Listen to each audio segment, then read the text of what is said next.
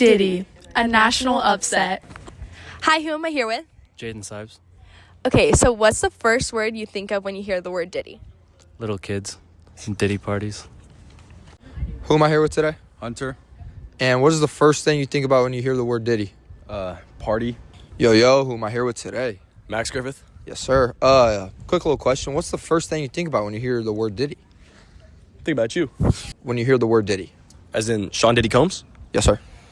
Man, breaks my heart. All the bad things he did, you know? Right. Kind of puts me into tears, and it's hard to keep it together. Right. Who am I here with? Brendan. What do you think of when you hear the word Diddy? I think of little children that he touched. Thank you. You're welcome.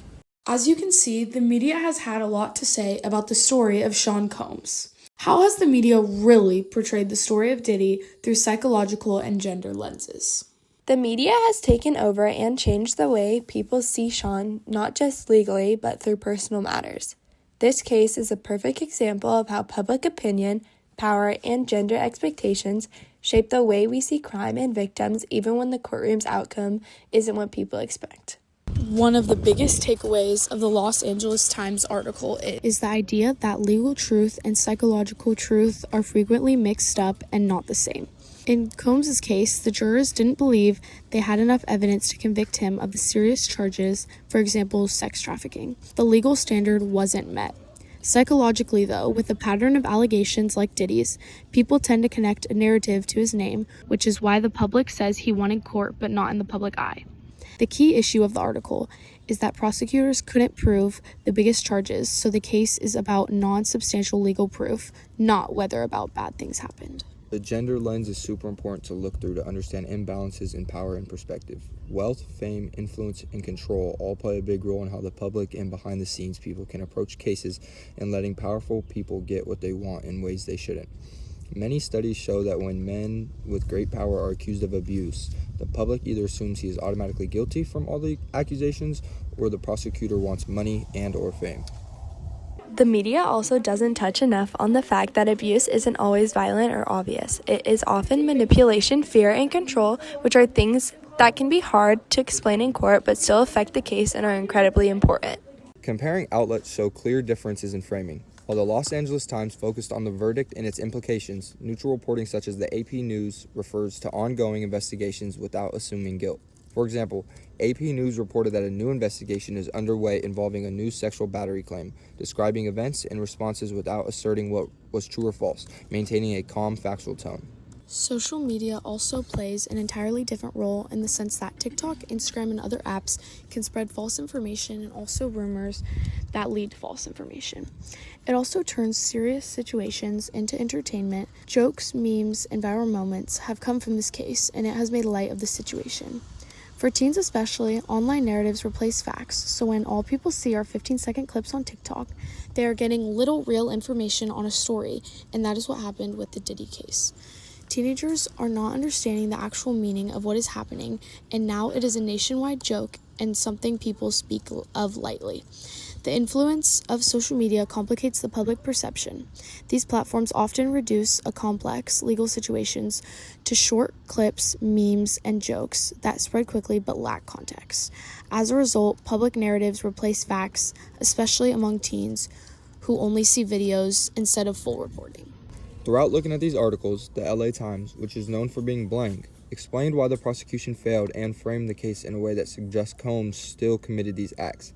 AP News, which is known for being neutral, did say neutral and separated allegations from real facts and reminded the readers that an investigation does not automatically rule someone guilty. The Oasis Domestic Abuse Service source focuses mostly on the misunderstanding that society has over the case and not the actual verdict. It is very biased to the victims, though, and the author has harsh language towards Combs. One important takeaway is how the Los Angeles Times described the verdict.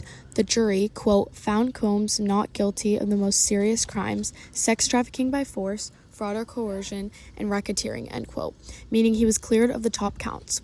They also reported that, quote, Sean Combs mostly won in court, but in the court of public opinion, he lost big time, end quote. Again, framing the outcome as legal win, but public reputation loss. This supports the idea that the media mixes legal truth and psychological interpretations of guilt. Looking at the gender and psychological lens, powerful men like Combs are often discussed in terms of influence and control.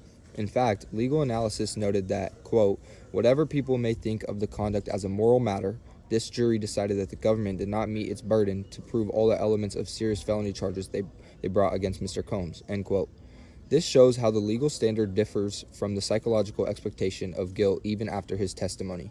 It also highlights how society struggles to separate moral judgment from legal proof. Another angle is how abuse is portrayed beyond physical violence. While media focuses on courtroom outcomes, advocates emphasize that abuse can be subtle by involving manipulation, fear, control, and is often misunderstood when cases don't result in full convictions.